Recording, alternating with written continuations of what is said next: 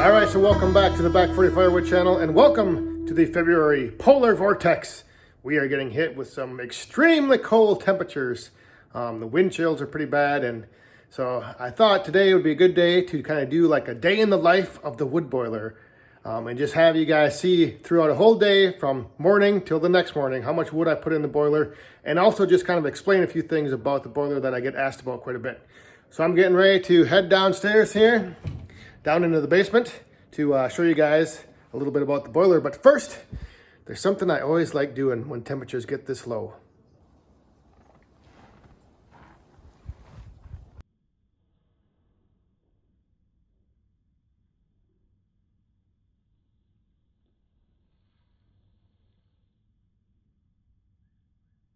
So like I said, I get asked quite a bit about the setup and how this outdoor wood boiler works. So right there you can see those are the two lines. The red one is coming in from the boiler and the blue one is going back out. So we follow those right along the top of the ceiling here, and the first stop that inline makes is to this heat exchanger right here. So what this does here is this preheats the water before it enters the hot water. So basically it's heating the water, and so the hot water heater does not have to really work during the winter months when I'm running the boiler. So it will come in here, go through this exchanger, and then it goes out the top and goes over to the furnace. So over here at the furnace, I don't know if you can hear, but the fan is actually running. So the furnace has a separate thermostat that when the house is calling for heat, the fan will turn on and blow air across this heat exchanger. So it goes up into the house. So here is the hot line coming in. It goes in, goes through these series of coils that the air is blown up through, and then it goes back out this line right here. So this is all run off of a separate thermostat than the temperature on the boiler. As this air moves across this heat exchanger and draws that heat off of the water, the return line goes back out to the boiler, and when that cools down enough, then that's when the blower on the boiler will kick in.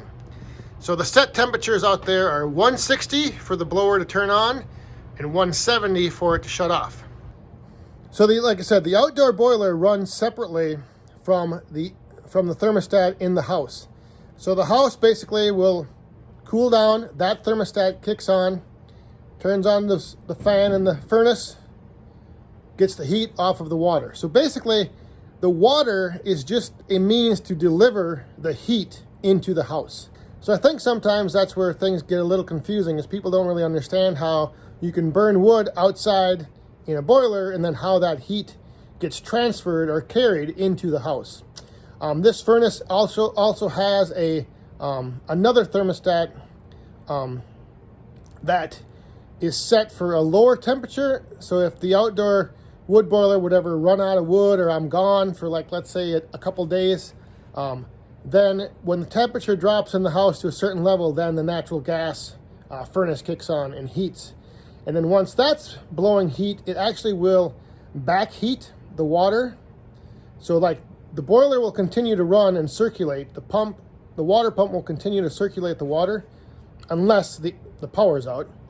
But if the wood runs out of the boiler outside and the fire goes out, the natural gas furnace inside here will actually back heat that water, and so it will continue to circulate. It just won't be at a high temperature like it is when the boiler is burning. Yeah, so that's pretty much it. It's a pretty simple system. It's just, there's a pump that continuously circulates the water out to the boiler. The fire inside the boiler, if the water is between 160 and 170, the fire is just kind of smoldering. It's not really burning. Once it drops to 160, that blower kicks on, gets the fire burning, heats up the water comes in, that furnace will kick on, draw the heat off the water, heat the house, and it just is a cycle that continuously repeats. So when I start that boiler up in October, it never shuts off and the fire never goes out until I shut it down at the end of May. Well, unless I'm gone, then the fire might go out. But we'll go back out there later on and I'll show you guys what we'll be needing. Today we'll be needing an afternoon fill up, I'm guessing, just because it's so cold out and we're drawing a lot of heat on a day like today. So we'll do a little afternoon fill up and then we'll go back out this evening. I decided to just take a quick look outside and I noticed that the stack was blowing clean, no smoke coming out of it. So that means the blower is running on the boiler. So let me just quick show you, because this is a good time to come out and check, you know, how much wood you have left in the boiler.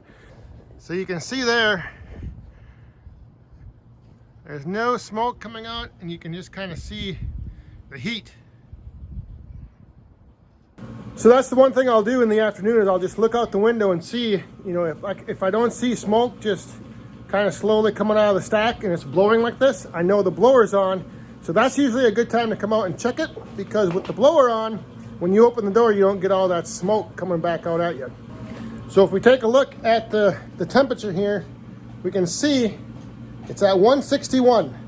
So what that tells me when I look at this is that there's probably still some coals or some wood in there, because it is warming the water up. So we are adding heat to the water. We're not losing heat. So the blower's running, but it's slowly warming up. And if we take a look inside, there you can see it. We still have a pretty good bed of coals, and we've got a couple chunks that we can mix in there, but that's looking pretty low. So this might be a good time to throw in a few more pieces just to get us through till I'm ready to fill it up for the overnight. So what I'm burning right now in the afternoon is out of these big firewood bags, and it's just a mixture of like pretty much fully seasoned pine. This stuff was all ready to go when I put it in here, but it's just bigger chunks like this, you know, just big chunks of pine. Same thing over here, pine and some ash and some basswood. But what I got right there, like there's a big chunk of elm and some oak, and there's some maple. So this is all my hardwoods, and that's what I'll use for like the overnight burns. But during the day when I'm just coming out here to just get by, like when it's really cold like this, that's when I'll just throw in, you know, some pine, a little mix of whatever. You can see, we'll take a look here how much I put in there. So there, I filled it up pretty good. You can see, and it's burning pretty good. So, yeah, look at that. Oh, looking good. All right, it's time to head out for the evening fill up.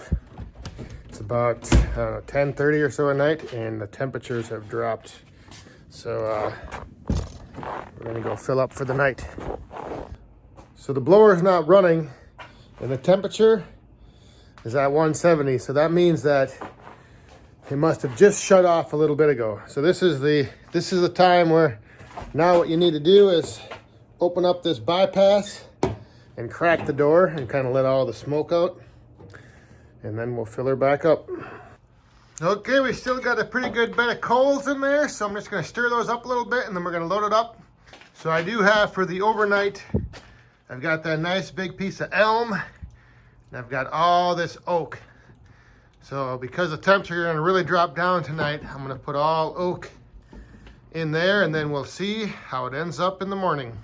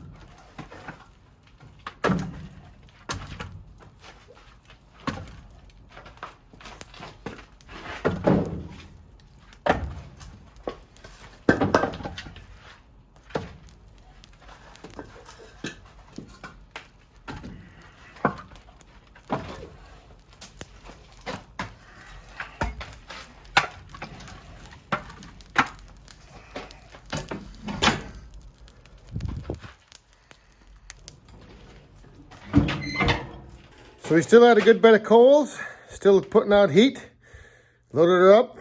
That's it for tonight. So good night, and I'll see you guys in the morning.